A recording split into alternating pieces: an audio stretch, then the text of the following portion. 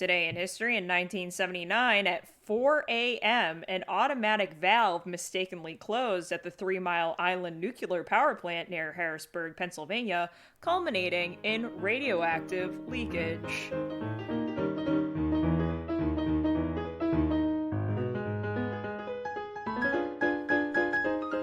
Welcome to What the Fuck History, where we discuss the wackiest and weirdest things that make us say, well, what the fuck history. I am your host, Zachary, and I made sure to set out the good plates for you. So don't you be late to dinner. My name's Meghan, and I'm gonna be that person who comes to dinner and just, brings bad news, really, morbid, true crime that I've been listening to, and I will ruin family dinner. And I'm Matt. Today I learned that humans don't have skin receptors for wet. So anytime you have felt wet, it is because of context clues and temperature changes. Huh. I mean, that makes sense because your skin is, semi-hydrophobic. Semi. That makes... As I stick my hand fully in my cup of tea. So essentially... Yeah, but you know it's wet because it's hot. Right. Well, so... Is this wet? So essentially, you know that you are wet because the items that you wear, like a bathing suit, are not hydrophobic. Yeah. And the context clue of having been in water gives you, you know that the water's cold, and so you know that you are wet. But Okay. we don't have, a skin receptor to tell us that we are feeling the sensation of wet. We just have a skin receptor for hot, cold. Matt. Yes. If no feel wet, Yes. why shower so good? Cause hot. If no 'Cause feel hot. wet, Yeah. why beauty of a waterfall? Okay. Stop. So here's the thing. If no feel wet, In the Why context of a cannonball? waterfall, Wow. that has nothing to do with how beautiful it is, whether or not you're No. wet while you're looking at it. No, I think he has a point. The third question that you asked, if no feel wet, why cannonball, cannot be explained by science. all right, okay. That's true. I've gotten to the hard facts. That's all I care about. But why shower good is Hot. warm, is hot. It's 'cause spicy. Because hot, because spice. Yeah. That's true. Sometimes I just take a little stool, Yeah. right? And I put it in the shower, and then I just sit. Oh, in so there. you're a 90-year-old Really? woman. Yeah, I do. Yeah, when my tummy Yeah. hurts, you know, I take a Yeah. stool and I let it pour over me. Okay, So I've never done that because I feel like because you're not 90, Zach, you can admit it. That's fine. I'm not fine 90. with how old I am. Megan, do whatever makes you feel happy, but I think if I ever sat down in a shower, that would be me giving up on life. I've fully given up when I'm sitting in the shower. My eyes are closed. My head is hanging. Yeah, Like- I don't think there's what I'm saying is that's giving up to me in a way that I can never recover from. Yeah. Zach, that's fine. I'm comfortable in how I give up. Okay, we all have to give up in. We all whatever give way up that in we're our own comfortable ways. with. But what We all give up in our own the ways. other thing that's great is I do this kind of, but Liz gave it a name, which is just rotisserie chickening under the water. Where you just stand under the where you water just, and kind of turn. slowly rotate, so it just gets Yeah, all. that's fair. It's so good. That's how Zach It's- gives up. It's not giving up. that's It's just enjoying the little bit of. Enjoying Life the that little I- bit of But, warmth. well, how's that Yeah. different than sitting? It's the bringing a different object into the shower with me that I think throws that's me the off. giving up, yeah. That's where okay. Why work harder and not smarter? Hey, so we're gonna get this podcast started the now. floor is far away. All right. I'm a lot of person to be on the floor. It's just like, All right, everyone, can't we get have it. set our strikes back to 0.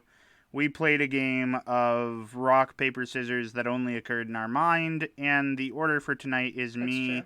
followed by Zach, followed by our good friend, the 90-year-old Meghan. That's true. That's facts. Facts. Yeah, like, why don't you just congratulate me on making it so far in this economy? Congrats on being 90. Congrats on having enough Thanks. money to buy a stool for your shower. Thank you. It's like more like one of those ones that your mom Yeah. uses to reach No, the top it's- shelf in a cabinet. It's what you use for shower time, Grandma. Yeah, I wonder where that stool is. I'm gonna use that. It's on a quest like the brave little toaster. Yeah, bro, I hope I can find it, because, like, sitting Because in the she shower needs to sit sounds in the like a good shower time. today. My tummy hurts. Okay, I'm going to start telling my story now, if you don't mind. I would love to hear I don't that. mind. I, in fact, encourage it. So this is another one of those great stories where many of the facts about this might have been made up. But but- copious For it, method. I loving love for it. it. Yeah, Procopius. But I'm going to stick to what we know, and I'm My going to man. give you info on the things this woman is credited for a little bit later in the story. Okay. What if you stuck to the things you didn't know and then we filled in the I mean, blanks? we could also do that. It would be wildly No, go. unsatisfying, but Go with what you're comfortable with. one of these days we should just make up a ton of shit and see if anyone fact checks us. But my story brings me back into the wonderful subcategory of wonderfully weird women of history. And What? I was not ready for that. Okay. But I'm going to be talking about a woman by the name of Julie Daubigny, I think. She's French. Okay. This will be one of the only times that you catch me talking about the French, but this woman was way too cool not to talk about, so it makes up for it. Okay. She was born in 1673. It is believed that she was born in Paris, France. It's not confirmed whether or not the city smelt like piss in 1673. Oh, we can never know. What's that? I mean, like, we can know that Paris smelled like piss. Yeah. Well, that's at fair. that time. we can just assume. It's just In fact, that's always smelled probably like prime piss. time. What? Prime time for it Prime smelling like time to piss. smell like piss. Prime piss time. Got it. Prime piss She time. was the daughter of a secretary of King Louis XIV's Master of Horse. Okay. As with all great historical figures, her early life is shrouded in mystery and doesn't become Excellent. too much clearer until around 1682 when her family moves from Paris to Versailles. Okay. At the age of 14, Julie became the mistress of a man by the name of Louis de Lorraine. Oh, What's that was I fancy. gotta That try was one of fancy. these names, and his seemed like the easiest one to do. Because in French you can never tell if the vowels are real or imaginary. Look, you know what? Yeah. I'm gonna say it. Over the past couple weeks, Yeah. France has been trying real hard. I think we can try at least one episode real hard for France. We for sure can, and I love that they're burning the country to the ground because they tried to raise the age of retirement by It's like the French government forgot that by they were 2 French. years, and then they immediately put up a guillotine. So anyways, And it- Louis de Lorraine was the Count of Armagnac. Again, I don't that know if sounds that's right. pronounced correctly. But while she was 14 and while he was sleeping with her, he arranged a marriage for her with a man by the name of Sieur de Maupin, and she became Madame de Maupin. And as she went on in her career, she began to be referred to as La Maupin. but that happens later in her life. Soon after the wedding to this man, her husband was shipped off to the south of France. And she was kept in Paris for Louis de Lorraine to keep being gross with her. Got it. Because, as I mentioned, she's 14. 14, yeah. 14 years old. I actually, for the sake of this story, did not even look up how old he was. I don't. But it doesn't matter because she was 14. Yep. So yucky. Julie's father held an important position in court, which meant that he trained, I guess his position just allowed him to be the one training all the pages in court.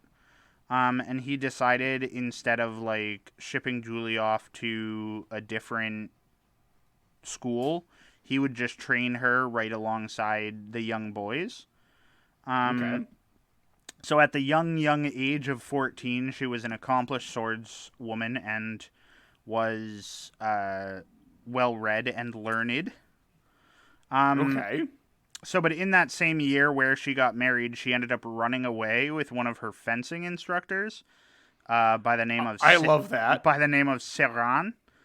And the reason that he had to run away was because he was wanted for dueling.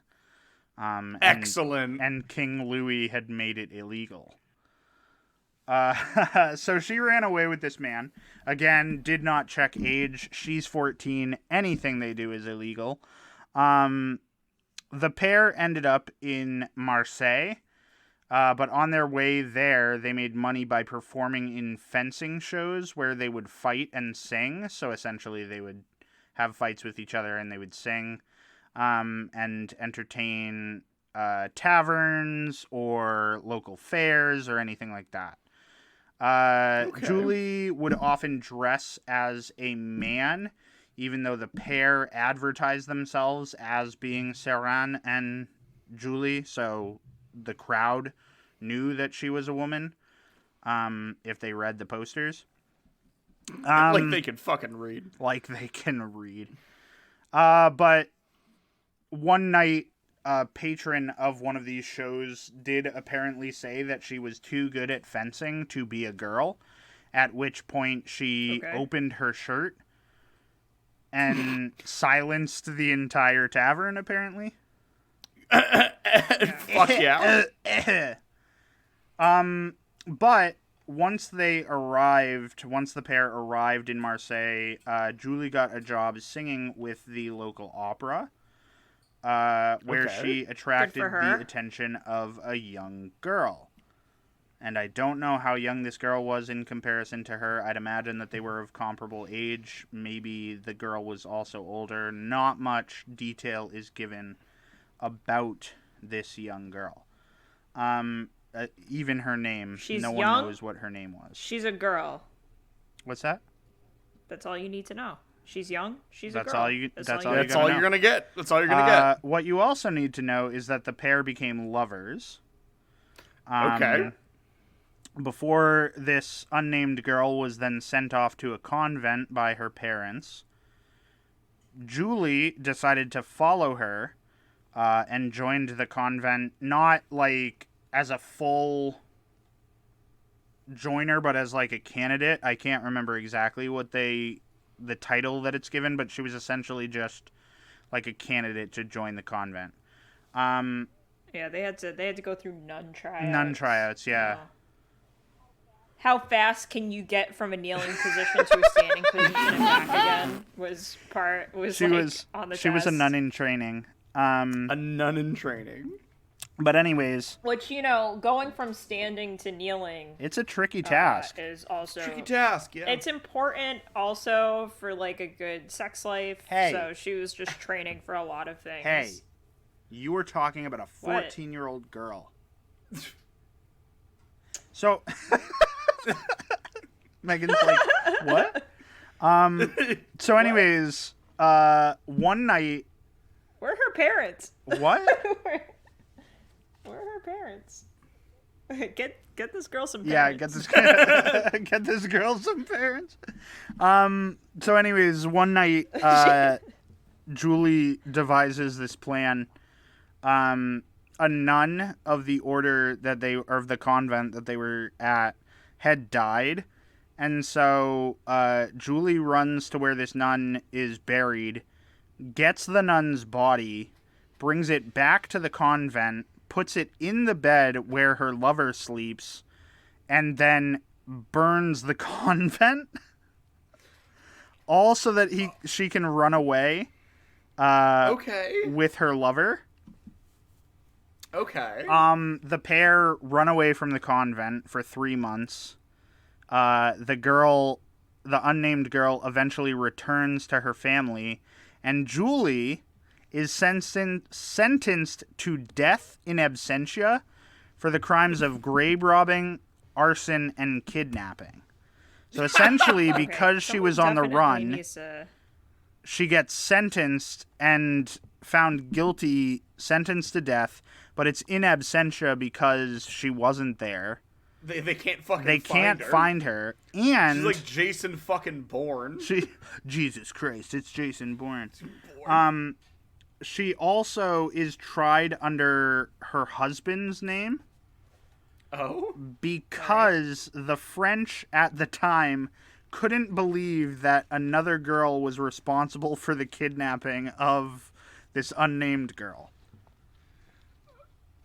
So her whole life has been a series of, you're a woman, you can't do that. And she said, well, I fucking did. Well, I can.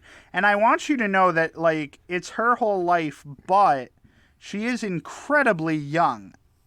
Yeah. Yeah, where are her parents? Where are her parents indeed? I think I mentioned that she did run away from her father. Yeah. At least. Well, so this girl and her stay together for 3 months. And then they split up, and Julie continues to travel the countryside, where she meets a man named Comte de Albert, who thought she was a man and challenged her to a duel, which she won, and in so doing left him badly injured. So she nursed him back to health, and the pair became lovers for a time before splitting up and remaining lifelong friends. Okay.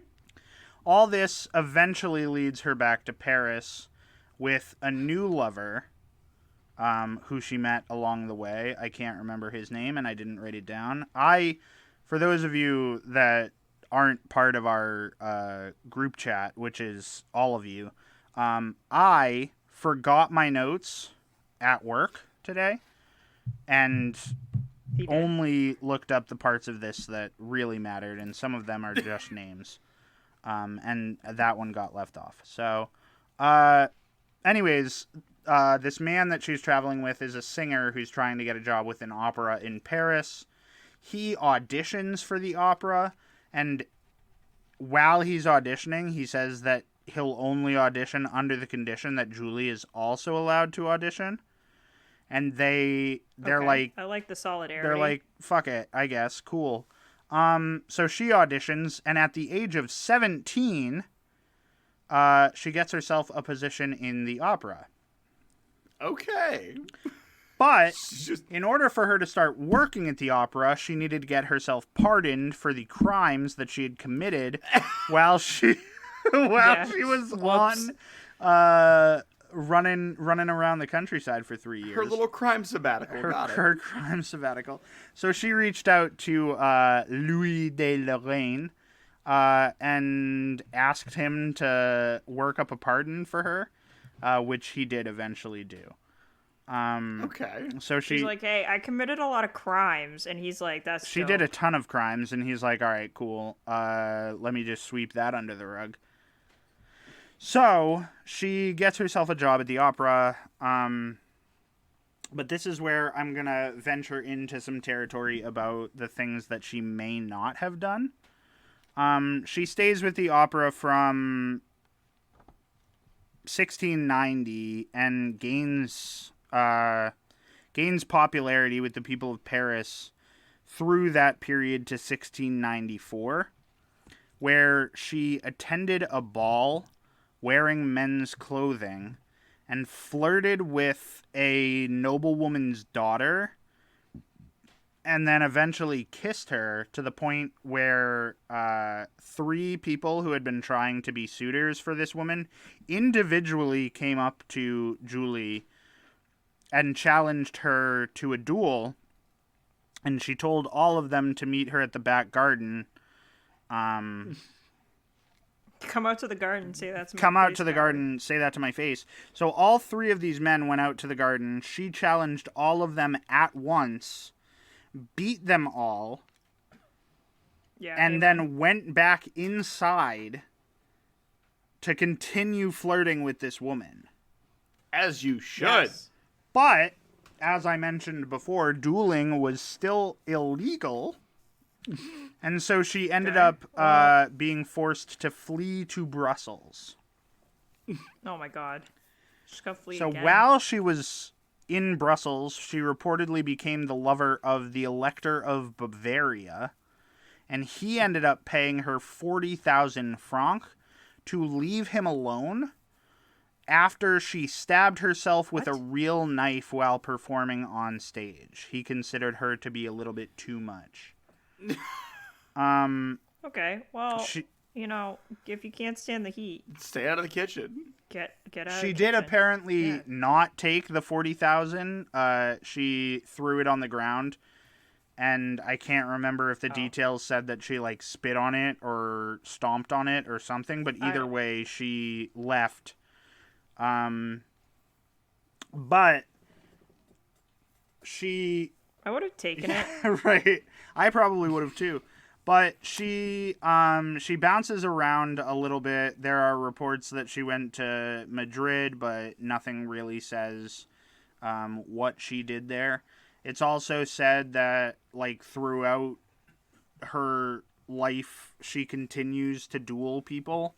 Good. There are reports that say that when she dueled people, the men would say that they just got beat up by thugs in the street. And so she took to taking items from these men when she'd duel them and giving them back the items that she took publicly and saying essentially like, I took this from you when I beat your ass. Oh my god. But again, that's not... She's actually a hero. Huh? She's actually an icon. Yeah, she's an icon. But again, that's not confirmed. Like, no one has said. Yeah. Like, just a bunch of biographers have written stories about her that get grander and grander. As they should. I hope As it's they true. should. She sounds like a badass.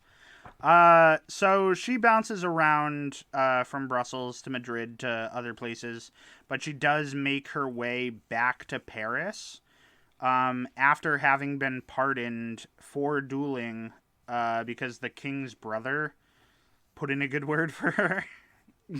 He was basically Yeah, just he was like, "This she's lady's chill awesome." as fuck, so pardon her.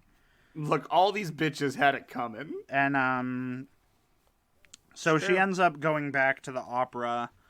Apparently she challenges men who are lecherous to the younger girls in the opera. She challenges them to a duel at every turn. Again, it's not really confirmed whether or not that actually happened, but it is said that she did defend some of the younger girls that were part of the opera. I'd like to think that she's like jumping out of bushes. Yeah, just, being I like, challenge you. I challenge you. She's a Pokemon Yeah, trainer, to- except it's just dueling with yeah, swords. I love that. She's just Or waiting for a like- lecherous man to like get into her line of sight, and then she goes, "On guard!" Fuck yeah. She's like, get ready, bitch. So in Paris in 1703, she ends up falling in love with a woman, Madame la Marquise de Florença, and You know what? That was pretty good. I'm trying.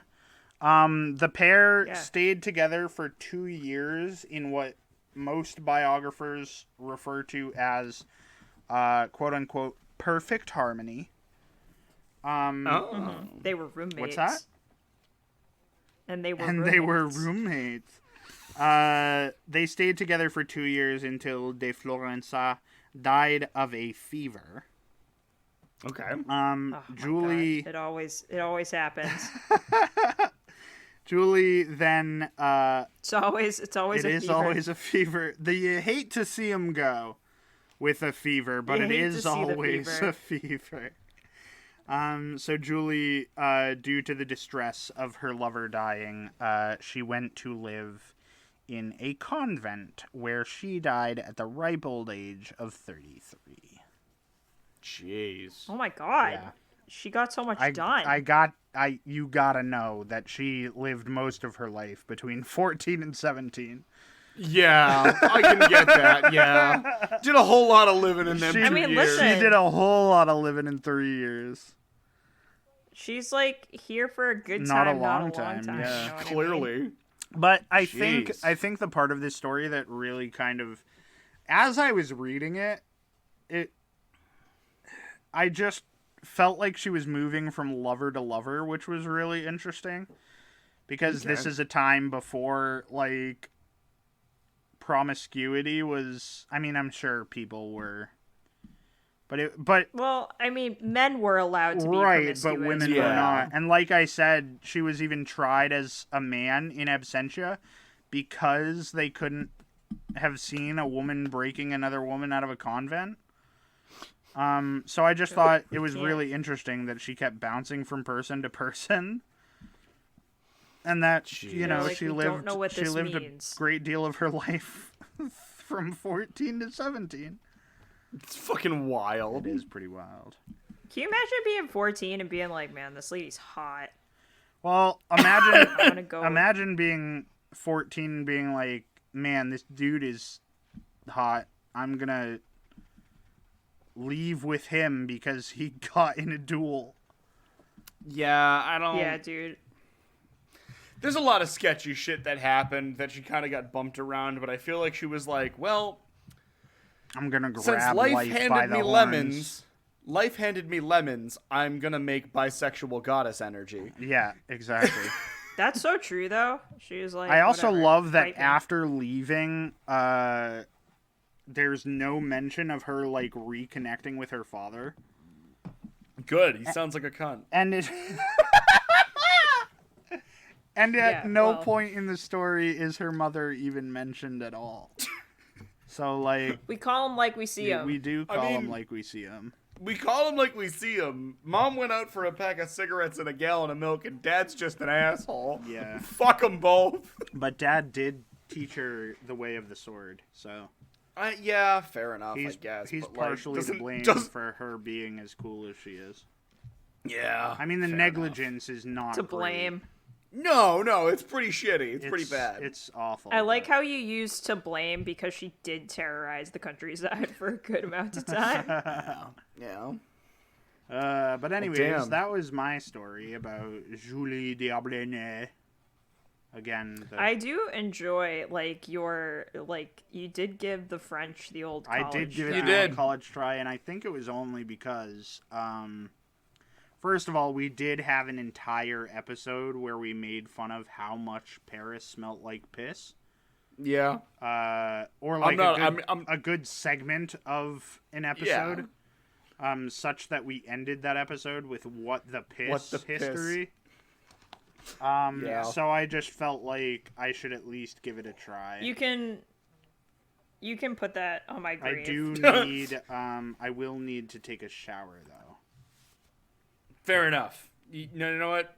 I get that. I get that. You gotta wash the Paris smell off you. Yeah. And speaking of dinner, flawless segue. I know. Flawless. What? That is a word that could be used. Speaking of dinner, flawless segue. I want to talk tonight about the dinner set gang. Yeah, All buddy. right. Well, It was a bad segue, I know. I think the worst segue It's was all the right. one that killed the owner of Segway. Yeah, I always forget about that until I remember that. That's a poor way to say that. Anyway. But yes, the Dinner Set Gang. Weird name for a gang, I know. But I think both of you are going to enjoy them, and I think you, the listener at home, will also enjoy them. Because this gang... I've heard worse, I guess, like, names for gangs. Yeah, I mean, I feel like a lot of gang names, like, especially... This takes around, like, place around 1950, 1960. They're all weird, but... They're, like, weird, and it's, like... They couldn't workshop anything because the internet wasn't around. They couldn't, like, put it out to Reddit. Couldn't no, yeah. do, like, a fantasy name generator type. Like, what should our gang be Yeah, that's called? true. They were also called the Fat Cat Gang. That's a better name. Okay, that one's better. Yes Better. and no. But also, like, it needs to be known that this is at least a little bit more creative than Mafia names, where it's like Jimmy Two Shoes. Yeah, or like Mikey the Barber. Yeah, absolutely. Yeah. Where, like... Why are you shitting on these names? Well, it's just a lack of creativity, Imagination. Right? It's yeah. like, we call him Jimmy Two Shoes because he wears two shoes. Like, it's not... That shouldn't... Okay, I will say, the Dinner Set Gang gets the Dinner Set Gang name, and it is creative, and you will see why. Okay, cool. Fair. Fine. But the other reason that you'll like this is because this story gives us not one, but two heinous gentlemen of history. Yes. We've been waiting for the return of the Guys. kings. The return of the kings. Audience, you have wanted it for so long. We see you in the comments saying, give us a story with two heinous gentlemen of history. And we're just like, you gotta wait. Here we are. At first light of dawn, look to the east. Okay. And there are two heinous gentlemen of history. We didn't need to make it a Lord of the Rings reference. I was about to say, we don't have the rights for it, but just imagine that triumphant music in the background as we return to this segment. Yes. Is it bad that I know I should have pictured Lord of the Rings music, but all I heard was da na na na na. I just heard Jurassic Park. Oh, yeah. No, Meghan, no. Fair Yeah, enough. well, I don't know what to tell you, all right? That's the default, like, music in my head. Okay, fair enough. That's the whole music in Meghan's brain. But Peter Salerno and Dominic Latella were two bros related by marriage. Chilling in a hot tub, 5 feet apart because they're not there. It's an Yeah. old Vine reference. I know. Well, I was just saying most of our audience are like- probably like... Oh, They might they not remember. know. They were there. Yeah, They were there. When the old magics were written. Yeah, dude. Like, I think you're severely underestimating the age of I'm our not- audience. I They're don't as old know. as we are. I don't know if... But yes, so Dominic and Peter, they were brothers-in-law. I think that's how you pronounce that. Yep. But they were related by marriage. They both got married to twin sisters. Nice. And those twin sisters nice. were Gloria and Sandra Savino. And twins. And twins. So they, like, weren't friends until they, like, both respectively married Gloria and Sandra. And then they were like, well, now we're best fucking buddies. Did we just become best friends? Yup.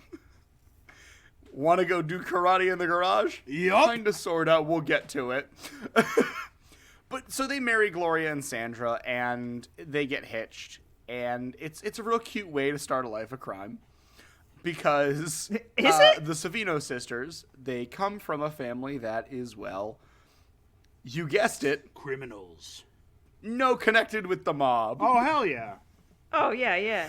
Well, I feel like you can't be known as, like, the whatever sisters unless you Unless your are. family's Yeah. connected to the mob somewhere. Yeah, like, you just are like, Yeah, dude, you're, like- you're Gloria and Sandra if you're just normal people. If you're the Savino sisters, you're connected to the mob. Yeah, dude. Like, I'm not surprised that you just told me this because They do sound like mob sisters. Yeah. They sound like mob sisters. It's on, but I will say that's just more of a little fun connection. Peter and Dominic don't actually get involved in mob life at all. Oh, dang. They kind of steer clear of the Good mob for them. life. It's hard to stay out. However, they don't stay out of crime because they are gentlemen crimesmen, no. of course. Well, good for them. You got to make a but living somehow. It's a living. Here I go killing again. It's not honest work. Well, they don't actually kill anyone. We'll get to that. Fine. I was just quoting Rick and Morty. Fair enough. But I should get along the rights to explaining that as either. to what exactly their crimes were. Please do. So Peter and Dominic are putzing around their regular day lives in 1960s America. You know, specifically if my research is correct, it was around like New York. They were living in New York at the time. Classic. And you see Peter and Dom... Well, no one lived anywhere else. What? No one lived anywhere else in the 1960s. Oh, that's in true. America. It's It was only New York. New York and LA are the two places that existed. Everywhere else is nothing. That's true. I mean, one could say that those are still the only two places that exist. Yeah, and I hate them both. That's true. But you see, Peter and Dom were regular Joes like you and I. They worked blue-collar jobs, and they were just trying to scrape by as they watched the high-nosed elite socialites do whatever fucking high-nosed elite socialites do. And they started coming up with a plan. And after some careful observation and some thought-out process, they observed these stuffy rich bastards at home and noticed something. Rich folks don't eat dinner like the rest of us. Oh my God. Because most rich people, at least at the time of their, crimesmanship, would eat these like long, big, extravagant meals, these like 5-course dinners served by in-house staff, the whole 9 yards, and meals were like very like ritualistic, I guess is the best way to put it. Like, you weren't allowed to get up from dinner because it was considered really bad form and impolite to get up during dinner. If you're a rich, stuffy person. That's fair. So they found their inn, and Peter and Dom become the dinner set gang, the men who only rob from rich shits while they ate their dinner. Not allowed to get up. And so it's really interesting the way that they actually planned all these things, because they would plan their heists meticulously, and Peter and Dom would find like the list of people that were the richest people in America, just like going through Forbes, and they would just like pick a couple people. I mean, if they're gonna, Forbes is just like rich people bragging. Yeah, it's all right. It's just rich people bragging. How rich they they are. were like just like going down the list of rich people bragging, and they would find a bunch of names on the Forbes list of wealthiest Americans. And then they would go see if they could cross-reference the who's who in America to get their addresses. From there, they would buy copies of Architectural Digest and Town and Country and get a bunch of pictures of these rich people's like estates and mansions. And they put together like full maps of these houses from all these pictures in magazines. Wow. And they were basically That's actually doing really smart. What? That's so smart. Yeah, and they were like doing stakeouts in their living room, being like, well, no, we got all these pictures from this and this and this and this. We've built out the entire house. We're ready to go. That's crazy. And so Dominic would then, like, they would, like, go plan out their route. They would find the rich person that they wanted to rob, and they would go and, like, sneak up to the house. Dominic would post himself outside the house so that he could have a view of where the, like, dining room was to see what was going on without being spotted. And while dinner service was being served, Peter would climb up the side of the house into the second story because, according to Peter, and I quote, "the best jewelry is always upstairs." That's true. That's where I And keep so all there's- my jewelry. Yeah, upstairs. What are you going to do? Keep it downstairs? Yeah, Like right? a Fuck peasant in this Like economy? So, Dominic is posted up outside. Peter climbs up to the second window, gets himself in, and as soon as Peter enters, he gives himself 3 minutes inside the house. Every house, 3 minutes only. Okay. And as soon as he starts, like, he apparently had, like, a sixth sense for finding where the good shit was. Mm-hmm. And he would just grab as much jewelry and shiny stuff as possible. And if there was any trouble, anyone in the house looked like they, like, kind of knew what was going on, any, like, weird disturbances, Dom would give a whistle, and Peter's just out of there. And the best part about this heist style is, again, like, they're taking advantage of the culture that rich folks have. Yeah. They're only hitting the top wealthy elite in America. They were the eat the rich crowd before. The eat the rich crowd. Yeah. They were the eat the rich good. while they're eating crowd. Eat the rich while they're eating crowd. Yeah. But, like, as I said, they only gave themselves 3 minutes inside each house. And they did all of this. That's all you need if you're good. That's all you need if you're good. That was basically their philosophy. It's like, we're the best at what we do. We only need 3 minutes. We got this. We're the best at what we do. Let us prove it. But they never carried any weapons on them. Yeah. And they did it without ever interfering with anything. It With was quick, dinner? clean. Yeah, well, it was like a quick and clean operation. Like, if they thought something was going to go bad, they left without even taking anything. They were like, they never were, no one ever caught them inside of a house. They were never once in their whole career, like, caught red-handed. I just think it's cool that, like, you could actively have a person stealing jewels on the second floor of your house. And if anyone started coming upstairs, the one guy signals the other and he's like, can't do it, whole thing's off. Yep, pretty much. And that was the thing. Like, he was like, Whole thing is off. if you got one bracelet and it's called off, you go. If you got nothing, you go. It doesn't matter. The point was to get in and get out.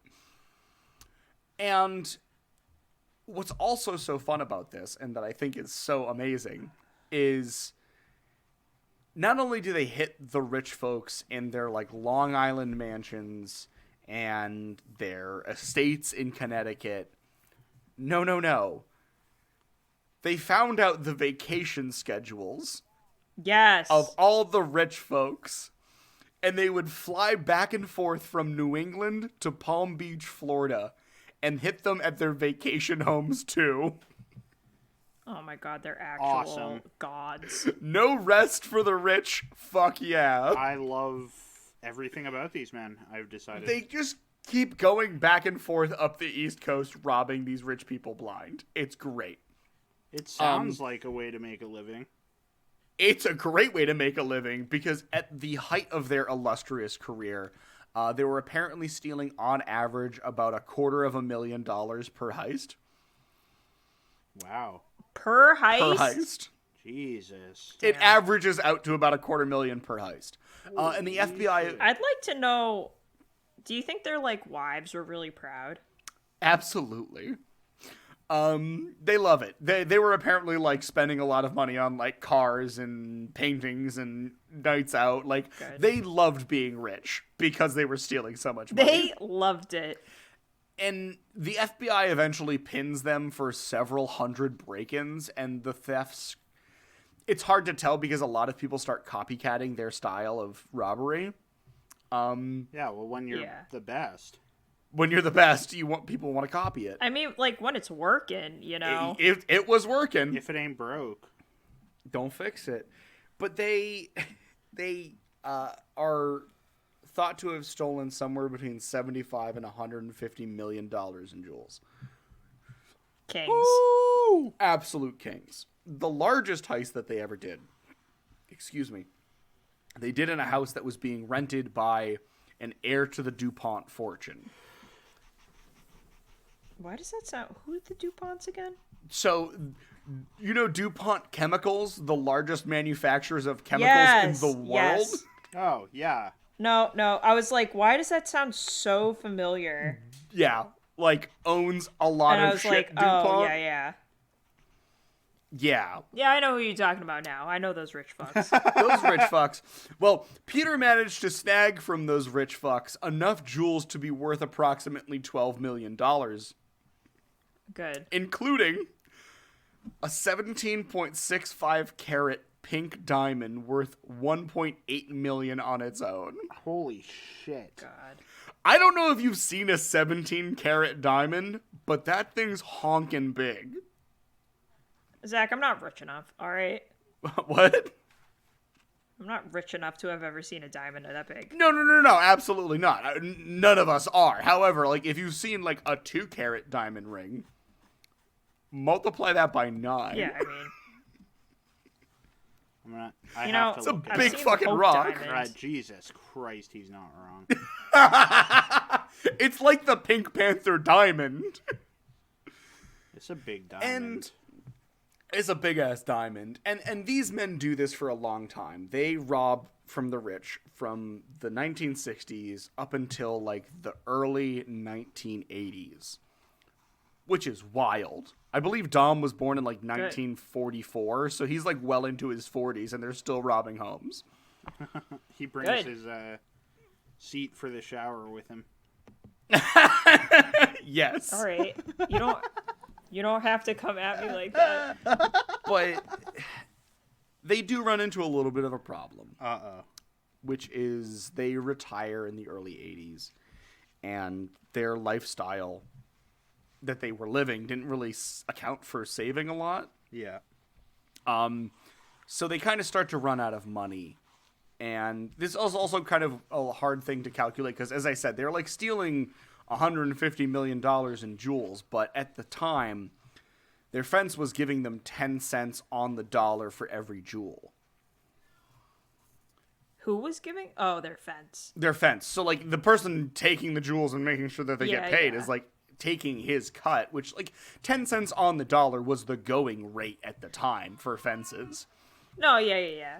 So, like, it doesn't see. It's not a lot though, but yeah, but, like, in all fairness, I'm doing calculations really quickly. 75 million times 0.1 is it's still $7 million. Don't get me wrong.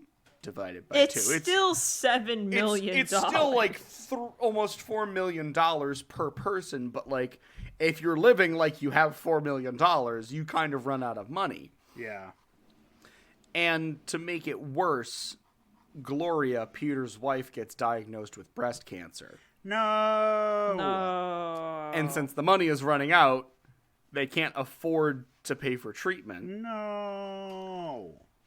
But it's okay.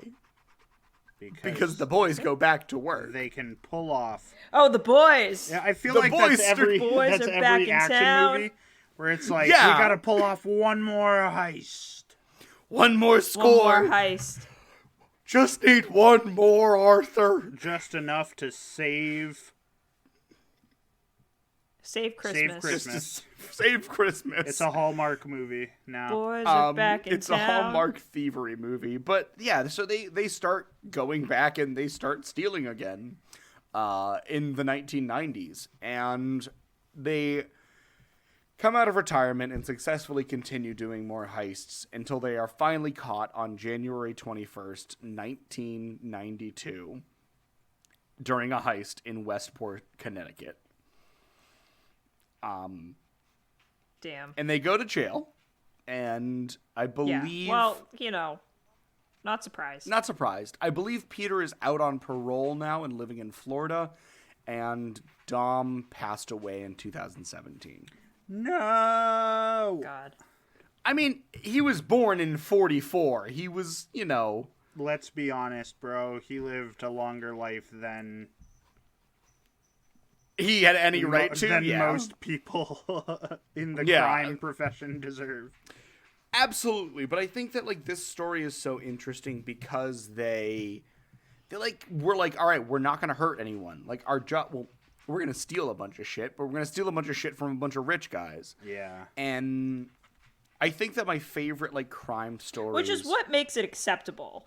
That is what makes it acceptable. Right. For It sure. is what makes it acceptable for sure. But like, I think my favorite crime stories is, like, I remember I talked about the guy who was the art thief, and he just did it because he loved stealing shit.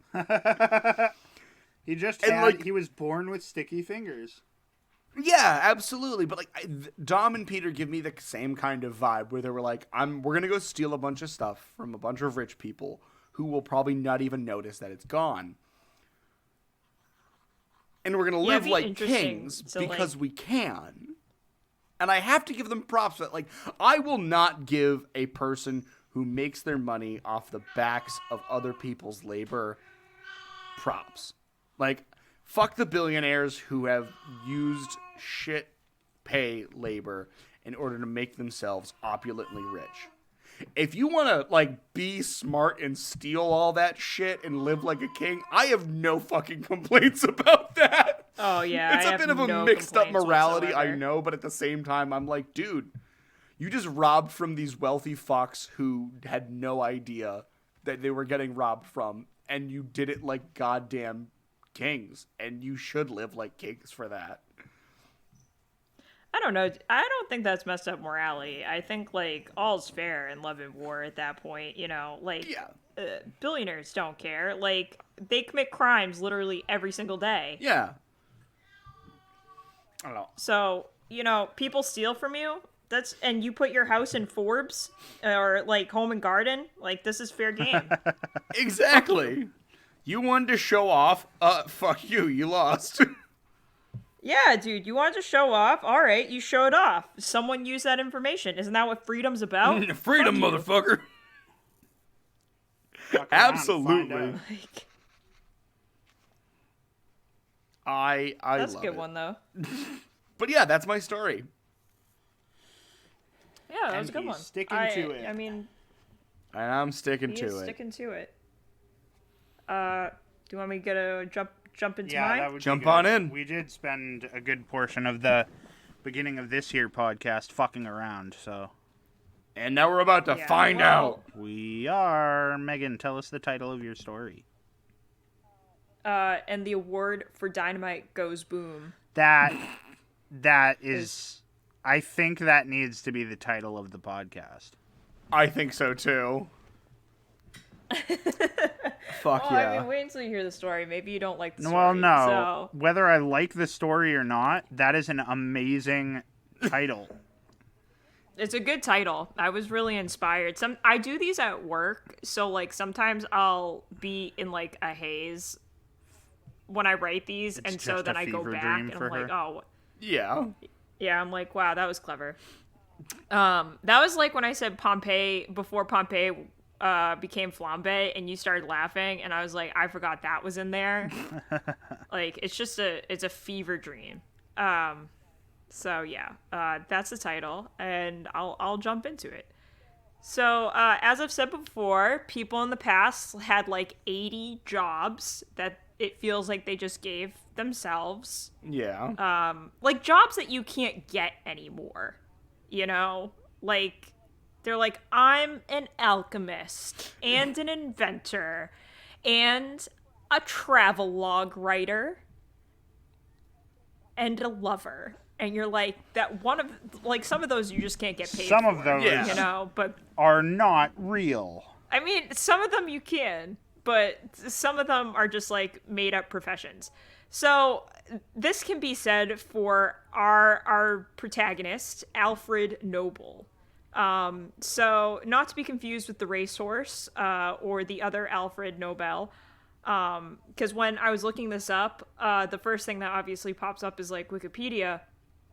And when you click on Wikipedia and it has, like, more than one entry, it'll be like, oh, do you want, like, the Nobel Peace Prize guy? Do you want this other guy? Or do you want the racehorse also by this name? And I was like, definitely not the horse, but, like, maybe next time. This isn't incitatus. Understood.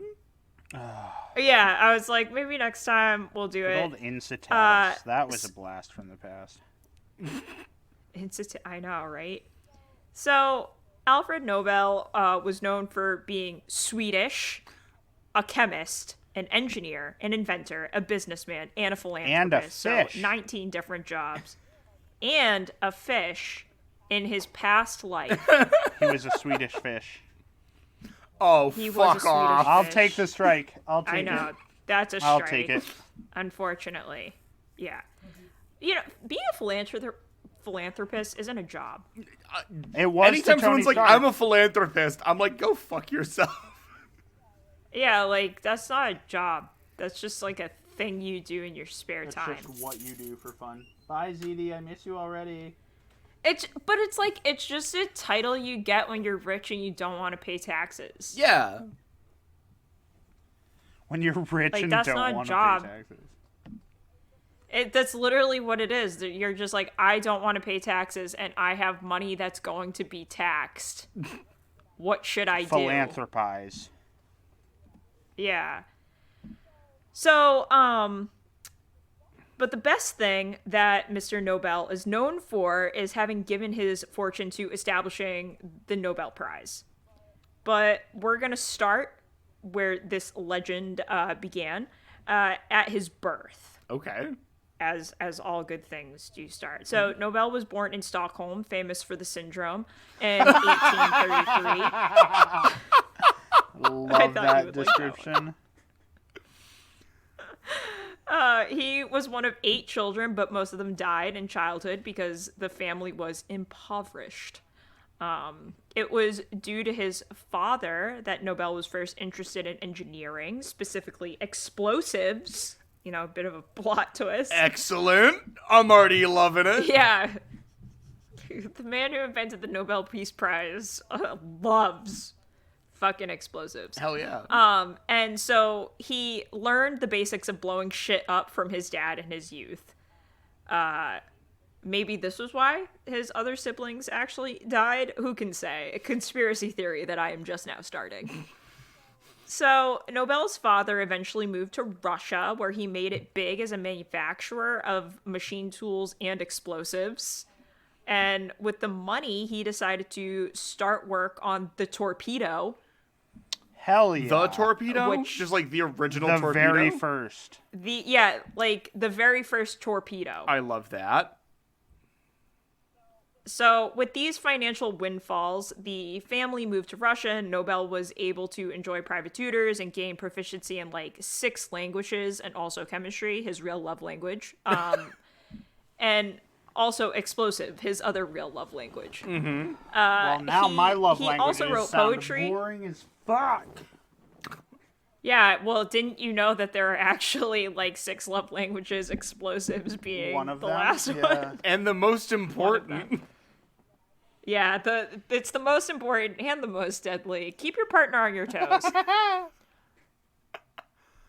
It's just like, I got you a torpedo, my love. My love. My love. Kaboom. It weighs 500 pounds and is currently in the backyard. He also wrote poetry, which was considered scandalous and blasphemous, so you know it's good. I love that.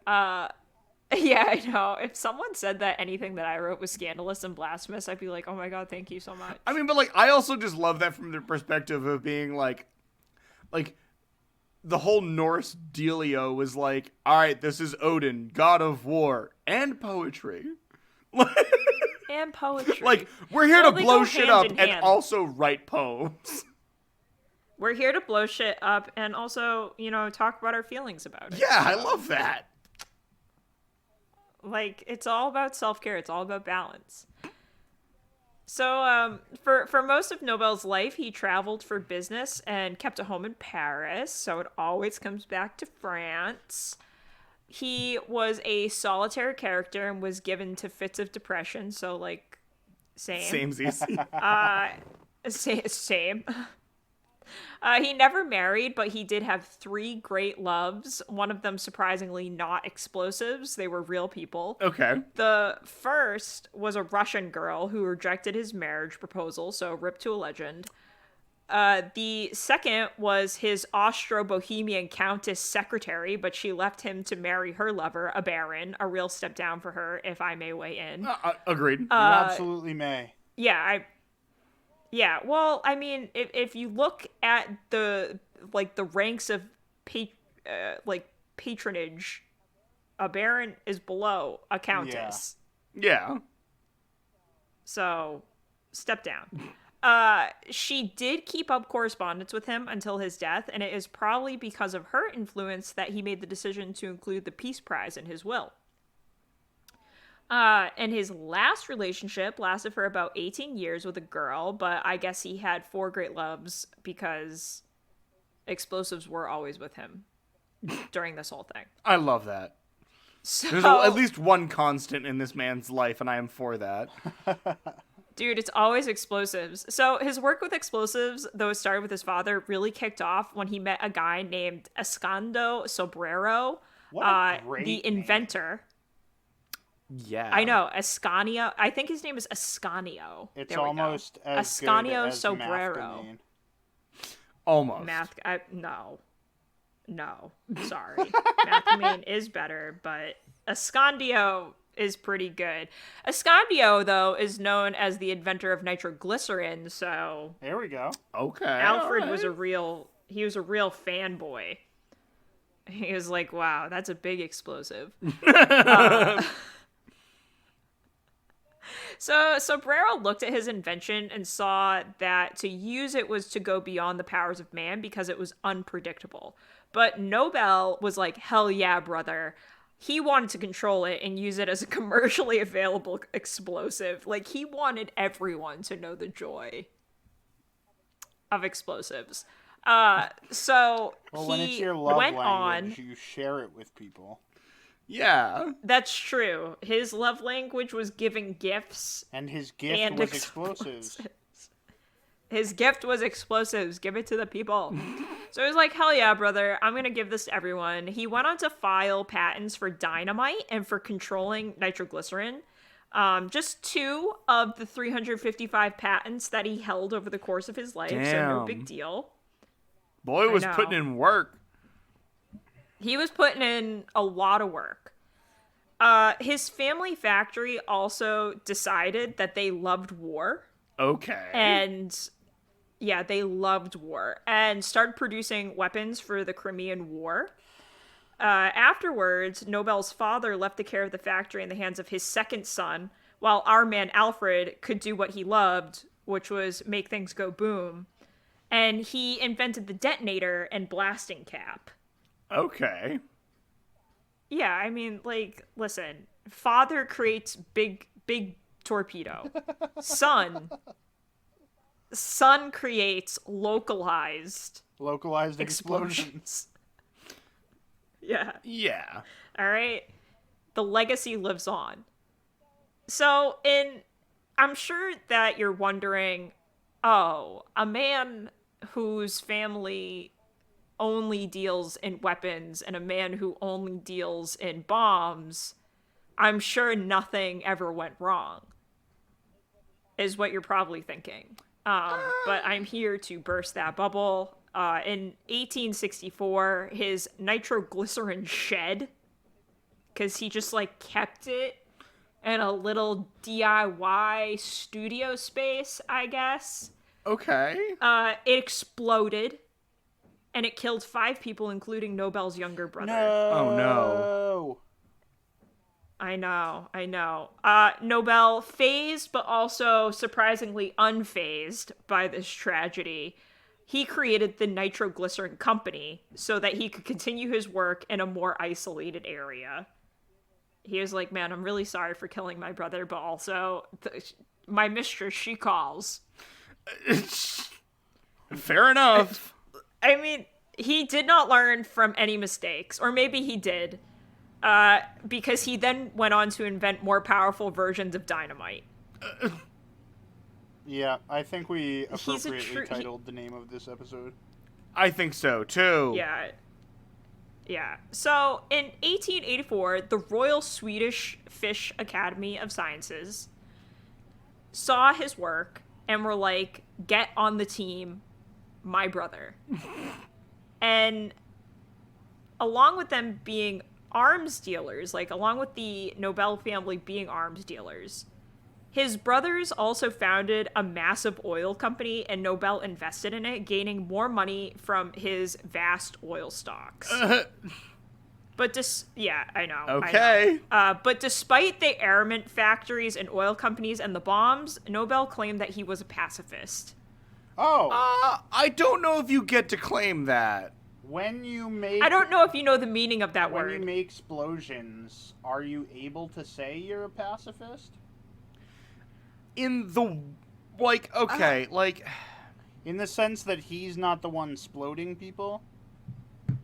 Hold on. But, like... Are you asking the internet? So, like... I'm no. Continue to, like, talk about this, So- but, like... So, like, I get that, like, he is building... Like, dynamite has a lot of other uses, right? Like, you use it for mines, you use it for construction. You use it for killing 5 people and your son? Brother, yeah. It just, like... I can see him making an argument for, like, my work in particular can be used for a lot of different things that's not war, but, like, he gained a lot of money from specifically funding, like, his family being war dogs. Yeah, it's... You know? It's like... Like... my brain automatically thinks of fucking, like, the first Iron Man movie where he's like, yeah, no, I'm totally fine. I just sell the weapons. I don't use the weapons. And then he's like, oh, no. Yeah. No, I fucked up. Or the other thing, too, is, like, the, like, oil, like, finding oil and continuing, like, an oil empire is also an inherently very violent geopolitical industry. So I don't know how you can be like, oh, personally, I'm a pacifist, but man, I'm rich as fuck because, like, all the stuff that my family does is decidedly not of a pacifist nature. Anyway. That sounds like the most roundabout way to describe, like, a justification for pacifism. Yeah. Yeah. I'm a pacifist, but whatever they do with it, it's not my problem. Whatever they do is not anything related to me. Next question, please. Yeah, just because I get direct deposit into my bank account from them doesn't make me a warmonger. Anyway, I'll be in the nitroglycerin shed if you need me. But the main event of telling you about good old Alfred is to talk to you about, like, the Nobel Prize, obviously. Mm-hmm. There is a well-known story about its creation. When his brother died in the explosions, the newspapers published Alfred's name by mistake, like, saying that he had died in the explosion. Oh, and the obituary that they wrote for him essentially condemned him for making explosives and arms dealing. And this is said to have brought about the decision for Alfred to leave behind a better legacy so that he wouldn't be called, like, the Merchant of Death. It is questioned on whether or not this obituary actually existed, but either way, he did donate about $500 million to found the prize. Okay. He died in Italy in 1896, and I'm sure you're, like, wondering, oh, if he had, like, a home in Paris and, like, did it smell like grew piss? Up in Russia. No, he didn't leave because it smelled like piss. I'm under the assumption that, like, he liked Paris. As all people, like, in the 1800s tended to like Paris for no reason. They actually all had lost their sense of smell. We as a human race only got our sense of smell back in 1959 because of Paris. Because of, we really put a tamper on Paris. Going so hard we, like, put a against big dome Paris over it right now. But he died in Italy in 1896 from a stroke because he was accused of high treason in France for selling big boy dynamite to Italy. Oh, no! So, listen, your whole life is spent being an arms dealer. France didn't see this coming? I mean, fair enough. Like, are you dumb or dumb? I don't know what to tell you. I don't know what to tell you. You probably should have Like- seen this coming. You should have seen this coming. This guy has a nitroglycerin shed. You think he can be trusted on national security? No. No, not at all. Like, not at all, no. But I did think it was really interesting that the founder of, like, this illustrious prize did love this one particular thing so much. And, like, granted, he was a brilliant inventor, and, like, part of the Nobel Peace, like, not the Peace Prize, but, like, part of the Nobel Prize is, like, you know, awards for your contributions to science. Yeah. And humanity and whatever. And, like, technically making dynamite has been very helpful. Oh, yeah, like, we can do a To lot more humanity. engineering because of dynamite, yeah. Yeah, and, like, just, I mean, I'm sure, like, the other things that he did, because I'm not sure what the other, like, 300 patents are. Yeah. Presumably one of them has to be non-explosive related. Probably. We can't be sure. Probably. But yeah, I thought it was interesting, because also, like, I just didn't know a whole lot about the prize in general. Like, I know that there is a lot of, like, political controversy that happens around it, like, if it's given to someone who, like, a country doesn't like, and then, like, that country boycotts the prize for a little bit, but... Everyone's got their panties in a bunch about something, yeah. Yeah, I'm pretty sure, like, China got mad at Norway for, like, awarding, like, saying that they wanted to give the prize to, like, a Chinese political dissident, so China was like, we're not gonna buy Norwegian fish. That'll teach ya. That'll teach 'em. That'll teach the kids something. Yes.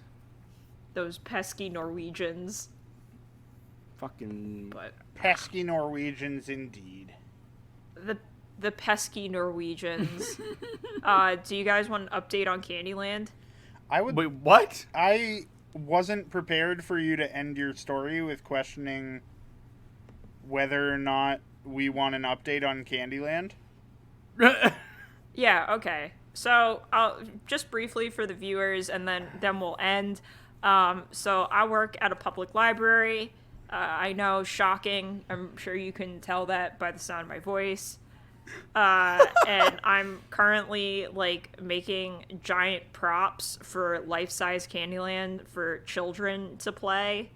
And I'd like to announce that the characters we currently have freed from their cardboard prisons are the Mama Gingerbread Tree is her full name. Mm-hmm. We have the Princess Lolly, the Lollipop Princess. Hell yeah. Yeah.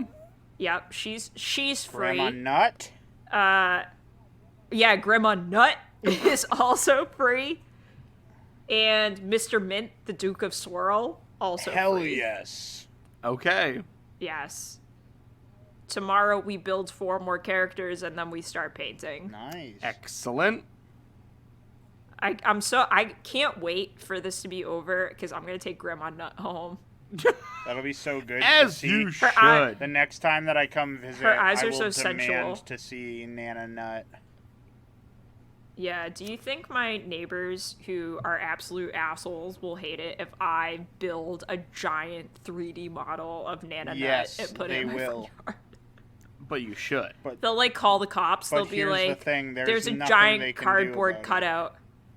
Mm-mm. Yeah, I'm gonna also put her name down. I'm gonna call her Anita Nut. Anita Nut. Hey, Mrs. Anita Nut. now that we've gotten here to the end of the podcast, We are Zach, here. please do the thing that you do. I will do the thing that I do. Hi, folks. It's me, Zachary. We've had a lot of laughs, and I'm glad you're here with us to join us in those laughs. But we have to get on to some pressing matters. And that pressing matter is being really appreciative of your support that you give us. And also telling you to share us along with the other people that you think might enjoy us. We don't do any advertisement. We don't pay for advertisement, at least for this show. So our advertisement is you telling other people, hey, go listen to these people. They're kind of funny. This is I the like part them. of the PBS show, by the way, that's just like paid for by viewers like you. Like you. Yes, and paid for by viewers like you by, going to our Patreon and subscribing to our Patreon at the $3, $5, or $10 level. You can also support us in non-monetary ways. If you would like to go to iTunes and give us a rating and review, that kind of helps us put us up on the charts, so that way people just kind of see us a little bit more. You can also head over to our Instagram at _triumvirate_productions on Instagram, or if you head over to our Facebook, you just look up Triumvirate Productions on Facebook, and you'll find us. But you go to any of those and you give us a little like, give us a little follow. We'd really appreciate it. And Matt, I'm all set. I'm good. I've talked. Let us know if you want an update on what Nana Nut looks like. Yeah, let us know if you need a Nana Nut update.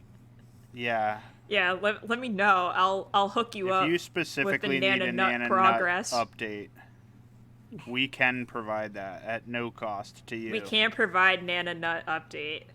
Nut Watch 2023. That being said, friends, we've reached the end of the podcast, the true ending, the lawful good ending. And I would invite you all to say it with me if you're watching at home, listening at home. What the fuck? History?